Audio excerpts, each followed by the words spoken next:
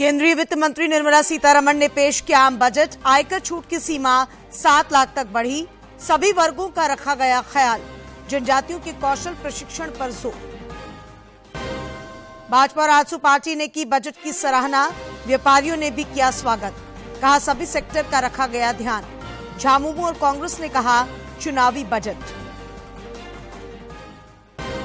धनबाद के आशीर्वाद अपार्टमेंट में अगलगी की घटना में मरे लोगों के परिजनों को केंद्र के साथ ही राज्य सरकार भी देगी मुआवजा।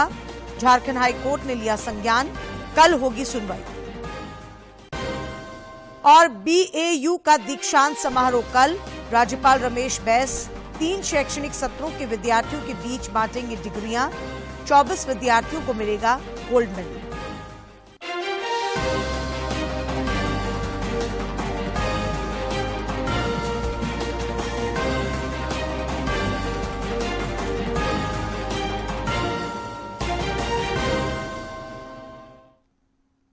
नमस्कार, खबरें झारखंड में आपका स्वागत है। मैं हूं डॉक्टर अशीता आनंद और अब समाचार विस्तार से। केंद्रीय वित्त मंत्री निर्मला सीतारमण ने आज संसद में वित्तीय वर्ष 2023-24 का बजट पेश किया। नरेंद्र मोदी सरकार के दूसरे कार्यकाल का अंतिम पूर्ण बजट पेश करते हुए उन्होंने कहा कि ये अमृतकाल का पहला बजट है। केंद्रीय बजट में आयकर दाताओं को राहत दी गई है। आयकर में छूट की सीमा 5 लाख से बढ़ाकर 7 लाख कर दी गई है। वर्ष 2047 तक जनजातीय क्षेत्रों में 40 वर्ष तक की उम्र वाले 7 करोड़ लोगों का कौशल विकास करने का लक्ष्य रखा गया है।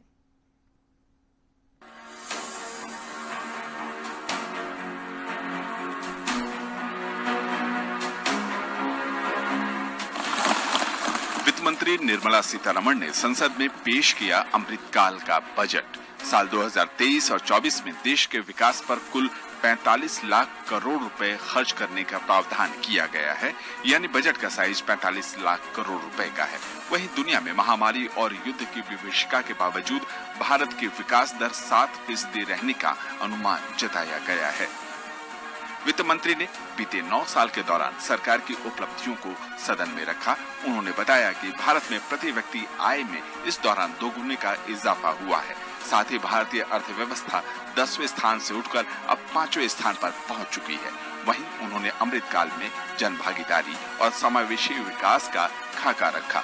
बजट में 7 प्राथमिकताओं को जगह दी गई है। ये अमृतकाल के विजन के तहत शामिल किए गए हैं, जिसमें समावेशी विकास, ग्रीन ग्रोथ, बुनियादी ढांचे में निवेश, युवा शक्ति के कौशल विकास और वित्तीय क्षेत्र और क्षमता विकास पर जोर दिया गया है। The budget adopts the following 7 priorities. They complement each other and act as the Saptarishi guiding us through the Amritkal. वित्त मंत्री निर्मला सीतारमण का ये 5वां बजट भी था, जिसमें वित्तीय अनुशासन पर स्पष्ट फोकस रहा। वित्तीय घाटा जीडीपी का 6.4% रहने का अनुमान जताया गया है और अगले वित्तीय वर्ष में इसके 5.9% रहने का अनुमान है। साल 2025-26 में वित्तीय घाटा 4.5% आने का भरोसा भी बजट के दौरान दिया गया। इसकी खास बात रही टैक्स स्लैब में छूट देना। अब 7 लाख रुपए के वार्षिक आय पर टैक्स नहीं देना होगा। इससे पहले इसकी सीमा 5 लाख रुपए की ही थी। नए इनकम टैक्स स्लैब के तहत 3 लाख रुपए तक कोई टैक्स नहीं देना होगा। 3 लाख से 6 लाख रुपए तक 5% टैक्स, 6 से 9 लाख रुपए तक 10% और 9 से 12 लाख रुपए तक 15% और 15 लाख से अधिक की आमदनी पर 30% का टैक्स लगेगा। वहीं 37% के सरचार्ज को घटाकर 25% कर दिया गया है। साथ ही 25 लाख रुपए तक लीव इनकैशमेंट पर अब टैक्स नहीं देना होगा। केंद्रीय वित्त मंत्री ने अपने बजट भाषण में कहा कि सरकार ने कोरोना काल में 80 करोड़ लोगों को 28 महीने तक मुफ्त अनाज देने का काम किया, ताकि देश का कोई भी व्यक्ति भूखा ना सोए। During the COVID-19 pandemic, we ensured that no one goes to bed hungry with a scheme to supply free food grains to over 80 crore persons for 28 months. Continuing our commitment to ensure food and nutritional security, we are implementing from 1st January 2023 a scheme to supply free food grain to all Antyodaya and priority households for the next 1 year. उन्होंने आगे कहा कि आकांक्षी जिला कार्यक्रम की सफलता के बाद सरकार ने हाल ही में आकांक्षी ब्लॉक कार्यक्रम शुरू किया है। इसके अंतर्गत 500 ब्लॉकों को कवर किया जाएगा। Building on the success of the Aspirational Districts program, the government has recently launched the Aspirational Blocks program covering 500 blocks for saturation of essential government services across multiple domains such as health, nutrition, education, agriculture, water resources, financial inclusion, skill development and basic infrastructure.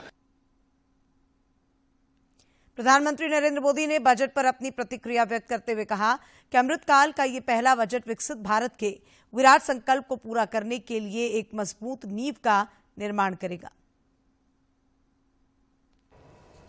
अमृतकाल का ये पहला budget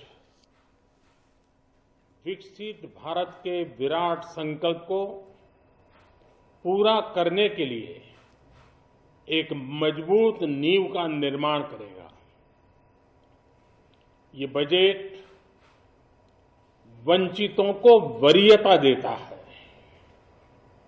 ये budget आज की aspirational society, गांव, गरीब, किसान, मध्यम वर्ग सभी के सपनों को पूरा करेगा। मैं वित्त मंत्री निर्मला जी और उनकी टीम को इस ऐतिहासिक बजट के लिए बधाई देता हूं। जनजातीय मामलों के केंद्रीय मंत्री अर्जुन मुंडा ने बजट की सराहना करते हुए कहा कि आदिवासियों को बड़ी सौगात देने का काम किया गया है। केंद्र सरकार द्वारा पहली बार जनजातीय समूहों की सामाजिक एवं आर्थिक स्थिति में सुधार के लिए PMPVTG विकास मिशन शुरू किया जाएगा, जिसके लिए बजट में अगले 3 वर्षों के लिए 15,000 करोड़ रुपए का प्रावधान किया गया है। इधर प्रदेश के भाजपा नेताओं ने केंद्रीय बजट को ऐतिहासिक बताते हुए इसे जनता के लिए लाभकारी बताया है। गिरिडीह में केंद्रीय बजट पर प्रतिक्रिया व्यक्त करते हुए पूर्व मुख्यमंत्री सह भाजपा विधायक दल के नेता बाबूलाल मरांडी ने कहा है कि इस बजट में समाज के सभी वर्गों का ख्याल रखा गया है।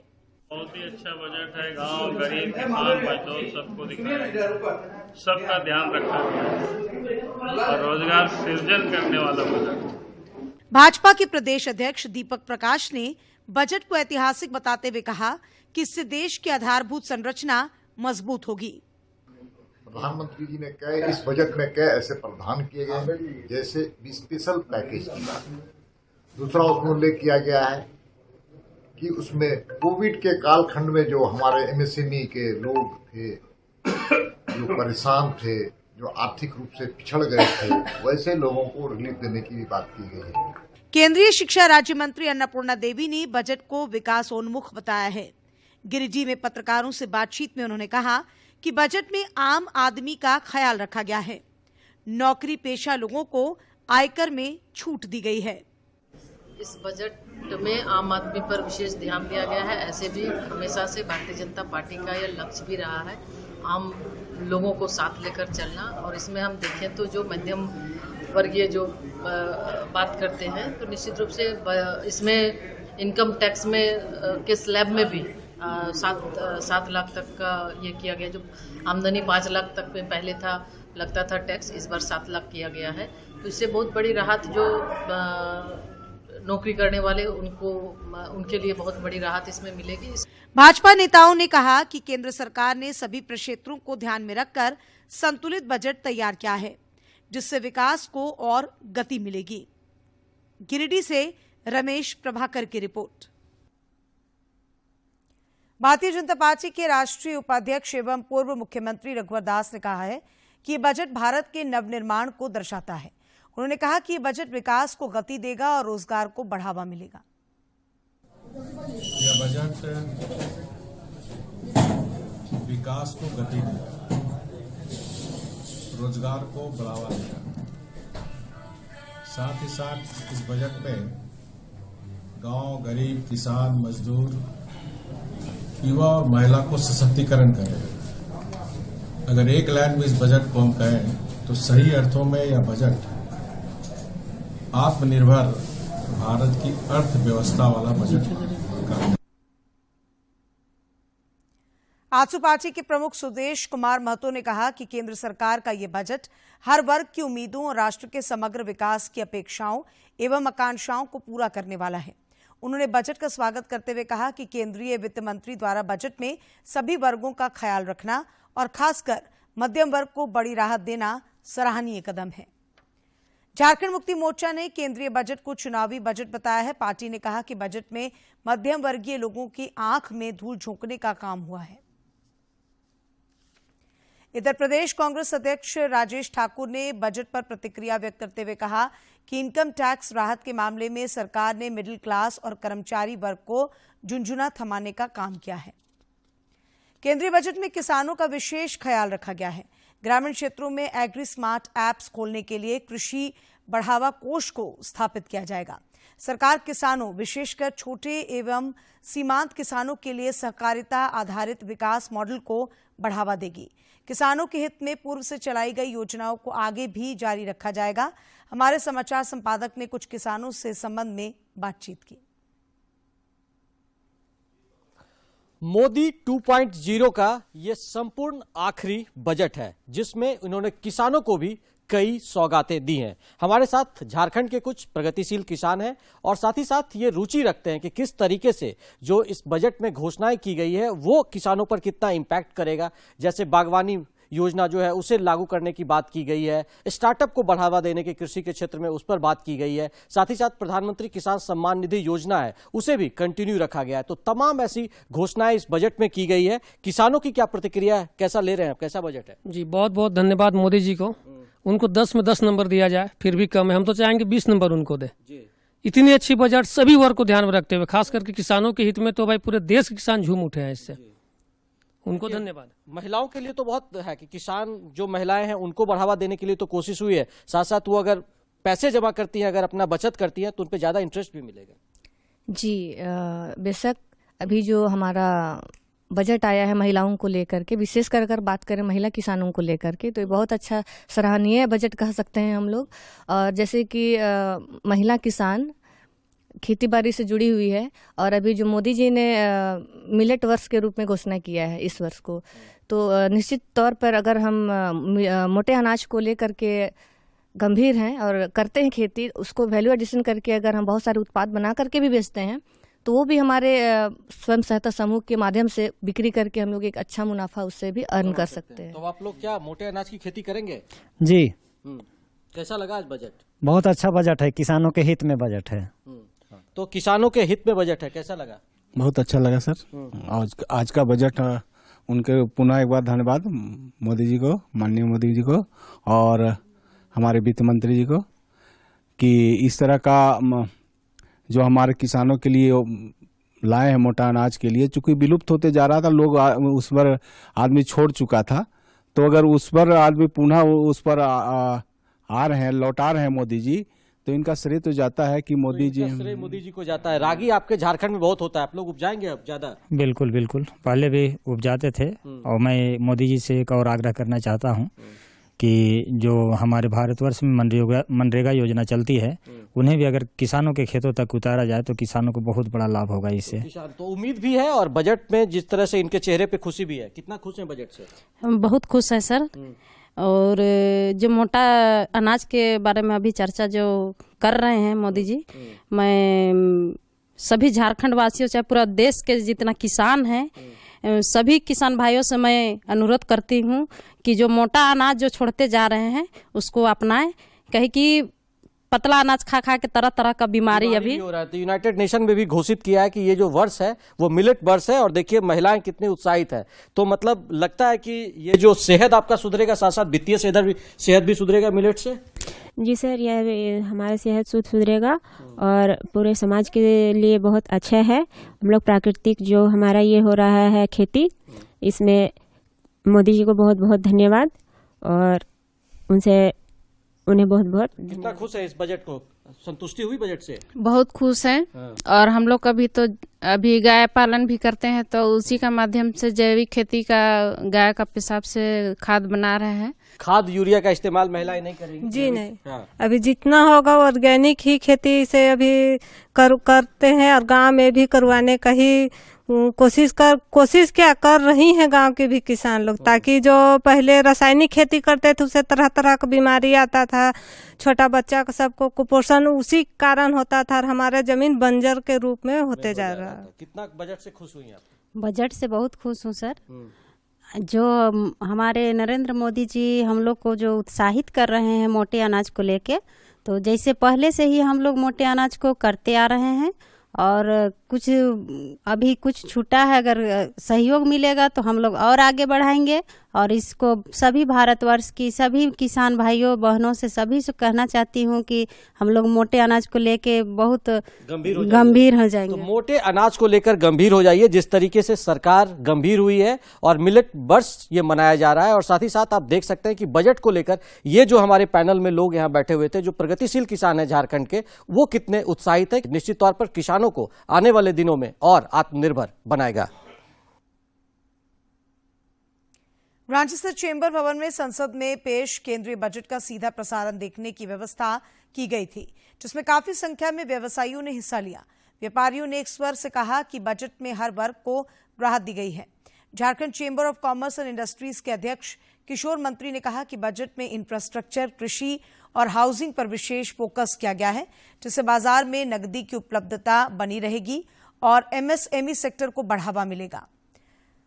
महासचिव डॉक्टर अभिषेक रामाधीन ने कहा कि बजट के माध्यम से टैक्स रिफॉर्म्स किया जाना और वेतन भोगियों के स्टैंडर्ड डिडक्शन को बढ़ाया जाना स्वागत योग्य है। उधर Singhbhum chamber of commerce and industries के व्यवसायियों ने भी बजट पर अपनी प्रतिक्रिया देते हुए कहा कि ये बजट हर तबके के लोगों के लिए लाभकारी है। हमें बहुत अच्छा लगा और उन्होंने 25 साल का आगे का उसको रखते हुए उन्होंने किया है, अमृत काल बजट का नाम दिया और इसमें 7 पॉइंट उन्होंने दिए हैं। बजट में एक और अंत में जो डायरेक्ट टैक्स में इन्होंने किया है, नए टैक्स रिजीम में जा रहे हैं। जो नया टैक्स रिजीम जो उन्होंने लास्ट ईयर कॉन्सेप्ट लाया था उसको डिफॉल्ट में लिया है। मतलब अब अगर आप रिटर्न फाइल करने जाओगे और चूज नहीं करोगे तो नए टैक्स रेट पे जाएगा वो। रामगढ़ विधानसभा उपचुनाव की अधिसूचना जारी होने के साथ ही नामांकन की प्रक्रिया शुरू हो गई है। अभी तक 7 लोगों ने नामांकन के पर्चे खरीदे हैं। हालांकि अभी तक किसी ने नामांकन पत्र दाखिल नहीं किया है। पदाधिकारियों ने बताया कि निष्पक्ष एवं शांतिपूर्ण चुनाव कराने के लिए जिला प्रशासन कटिबद्ध है। प्रशासन द्वारा चुनाव की सभी तैयारियां की जा रही हैं। झारखंड हाईकोर्ट ने धनबाद के आशीर्वाद अपार्टमेंट में हुई अगलगी की घटना को संज्ञान में लिया है। कल इस मामले पर सुनवाई होगी। धनबाद के आशीर्वाद अपार्टमेंट में अगलगी की घटना को लेकर झारखंड उच्च न्यायालय में माननीय कार्यवाहक मुख्य न्यायमूर्ति अपरेश कुमार सिंह एवं न्यायमूर्ति दीपक रोशन की खंडपीठ ने स्वतः संज्ञान लेते हुए इस मामले की विस्तृत सुनवाई के लिए कल का समय निर्धारित किया है। 2 फरवरी को इस मामले की विस्तृत सुनवाई की जाएगी। इधर मुख्यमंत्री हेमंत सोरेन ने इस घटना पर दुख व्यक्त किया है और मृतकों के परिजनों को 4-4 लाख रुपया मुआवजा देने की घोषणा की है। उन्होंने इस दुर्घटना में घायल व्यक्तियों का समुचित इलाज कराने का निर्देश जिला प्रशासन को दिया है। उधर प्रधानमंत्री राहत कोष से इस हादसे में मारे गए लोगों के परिजनों को 2-2 लाख रुपए तथा घायलों को 50,000 रुपए की सहायता राशि दी जाएगी। भाजपा के प्रदेश अध्यक्ष दीपक प्रकाश ने आज गिरिडीह में पूर्व सांसद रीतलाल प्रसाद वर्मा की मूर्ति का अनावरण किया। इस अवसर पर केंद्रीय शिक्षा राज्य मंत्री अन्नपूर्णा देवी और भाजपा विधायक दल के नेता बाबूलाल मरांडी सहित काफी संख्या में कार्यकर्ता मौजूद थे। प्रदेश अध्यक्ष ने पत्रकारों से बातचीत में कहा कि राज्य की हेमंत सरकार आदिवासियों और मूलवासियों को छलने का काम कर रही है। थोड़ा भी आदिवासी और मूलवासियों के प्रति चिंतित है तो स्थानीय नीति स्वयं बनाने के लिए सक्षम है, शेड्यूल लाइन में भेजने की उनकी कोई जरूरत नहीं थी। केंद्रीय गृह मंत्री अमित शाह के प्रस्तावित देवघर दौरे को लेकर तैयारियां तेज कर दी गई हैं। श्री शाह यहां 4 फरवरी को इफ्को के नैनो यूरिया प्लांट का शिलान्यास करेंगे। देवघर के एसपी सुभाष चंद्र जाट ने आज केंद्रीय गृह मंत्री के इस प्रस्तावित दौरे को ध्यान में रखकर कार्यक्रम स्थल का निरीक्षण किया।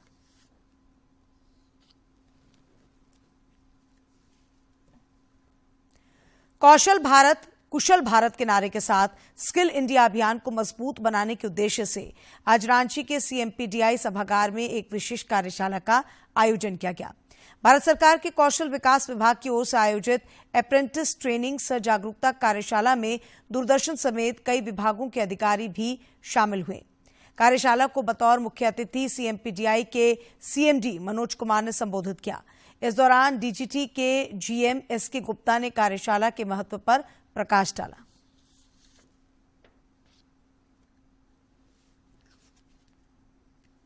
वो वर्ल्ड का स्किल कैपिटल हब बने और इसी उद्देश्य को आगे बढ़ाने के लिए थ्रू अप्रेंटिसशिप स्कीम हम लोग सब यहाँ इकट्ठे हुए हैं। बोकारो जिले के चास प्रखंड में कौशल विकास जागरूकता शिविर का आयोजन किया गया। प्रखंड विकास पदाधिकारी मिथिलेश कुमार चौधरी ने 18 छात्रों को नियुक्ति पत्र प्रदान किए। बिरसा एग्रीकल्चर यूनिवर्सिटी बीएयू में कल 7वां दीक्षांत समारोह का आयोजन किया जाएगा, जिसमें राज्यपाल सह कुलाधिपति रमेश बैस मुख्य अतिथि होंगे। दीक्षांत समारोह में 1182 विद्यार्थियों को डिग्रियां प्रदान की जाएंगी, वहीं 24 विद्यार्थियों को गोल्ड मेडल से सम्मानित किया जाएगा। विश्वविद्यालय प्रशासन द्वारा 3 से 5 फरवरी तक एग्रोटेक किसान मेला का आयोजन भी किया जा रहा है। बीएयू में कल होने वाले दीक्षांत समारोह में रेगुलर एवं वोकेशनल कोर्स के 2019, 2020 और 2021 में पास आउट विद्यार्थी शामिल होंगे।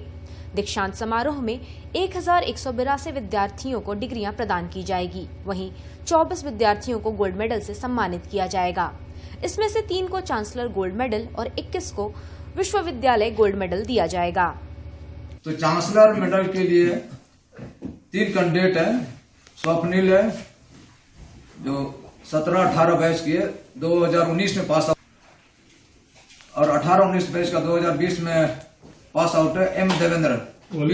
लिस्ट सबको दिया हुआ है सर, टोटल गोल्ड मेडल। हाँ वही है, इंक्लूडिंग चांसलर मेडल में 3 कैंडिडेट को दिया जा रहा है, और उसके बाद बाकी आपका यूनिवर्सिटी गोल्ड मेडल, उसमें 17-18 बैच के लिए स्वप्निल है, 18-19 बैच में एम देवेंद्र, 19-20 में राखी पी, और एमएससी वानिकी कार्यक्रम के लिए यूनिवर्सिटी गोल्ड मेडल में 17-18 बैच के लिए ऐश्वर्या राउतरे।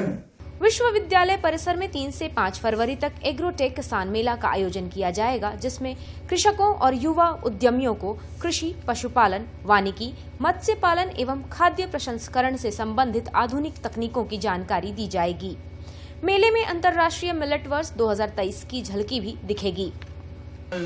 मिलेट से तमाम सारी बीमारियां दूर हो जाएंगी अगर उसको अपने भोजन की थाली में ले आएंगे तो उस तमाम सारा, तो इसको भी ध्यान पे रखते हुए हम लोग इस साल तमाम सारे मिलेट पे हम लोग कार्यक्रम कर रहे हैं। ये भी है और अभी बहुत सारा करना है। तो हम उम्मीद करते हैं कि मिलेट जो कि झारखंड स्टेट का एक इम्पॉर्टेंट फसल है, विशेष रूप से खरीफ का, उसमें हम लोग देखते हैं कि हम लोग और क्या क्या कर सकते हैं। ये तमाम सारी चीजें हैं जो हम लोग करेंगे इस बार। 3 फरवरी से आयोजित एग्रोटेक किसान मेला का उद्घाटन ग्रामीण विकास मंत्री आलमगीर आलम और कृषि एवं पशुपालन मंत्री बादल संयुक्त रूप से करेंगे। 3 दिवसीय एग्रोटेक किसान मेले की तैयारी को विश्वविद्यालय प्रशासन द्वारा अंतिम रूप दिया जा रहा है। दूरदर्शन के लिए ब्यूरो की रिपोर्ट। और अब कुछ खबरें राज्य के विभिन्न जिलों से।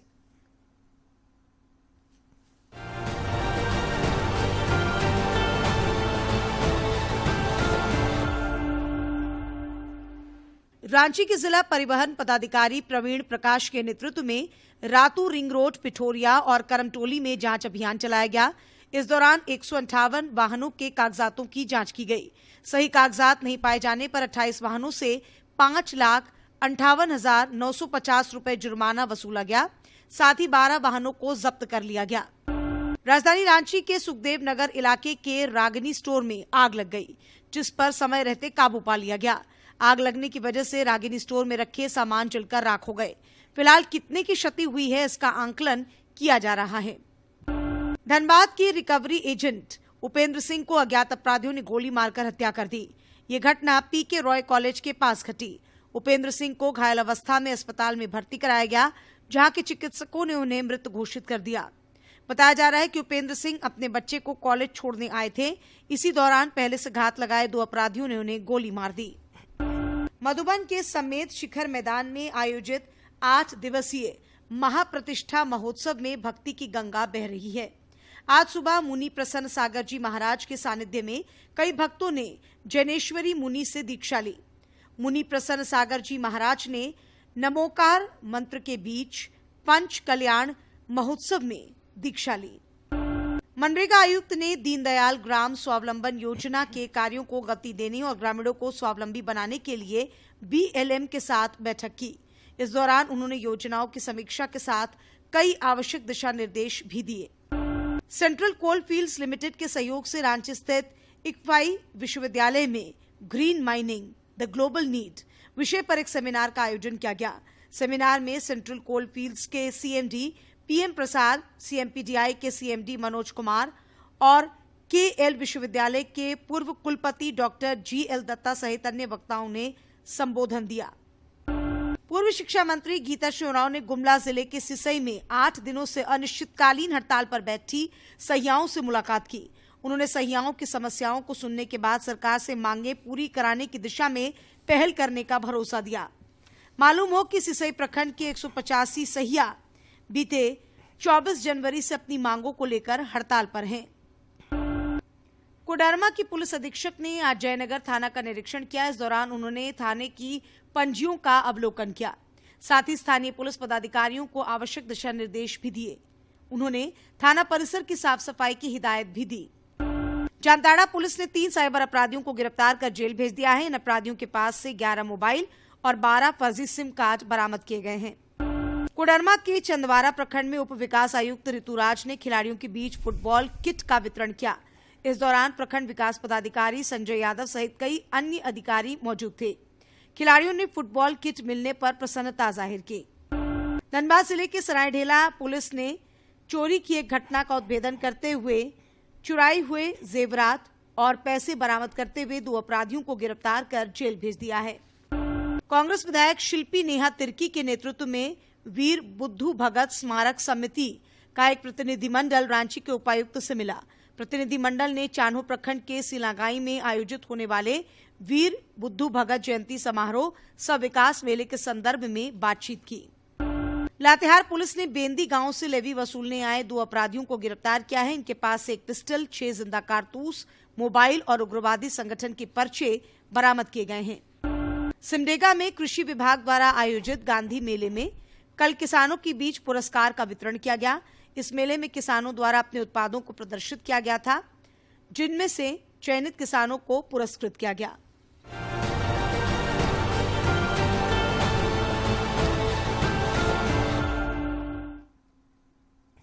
और अंत में मुख्य समाचार एक बार फिर।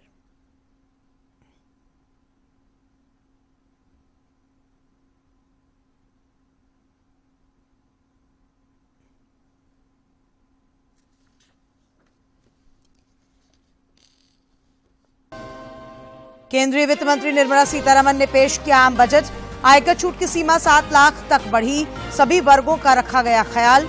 जनजातियों के कौशल प्रशिक्षण पर जोर।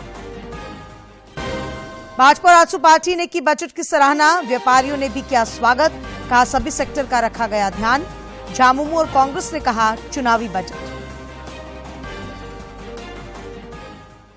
धनबाद के आशीर्वाद अपार्टमेंट में अगलगी की घटना में मरे लोगों के परिजनों को केंद्र के साथ ही राज्य सरकार भी देगी मुआवजा। झारखंड हाईकोर्ट ने लिया संज्ञान। कल होगी सुनवाई। और BAU का दीक्षांत समारोह कल। राज्यपाल रमेश बैस 3 शैक्षणिक सत्रों के विद्यार्थियों के बीच बांटेंगे डिग्रियां। 24 विद्यार्थी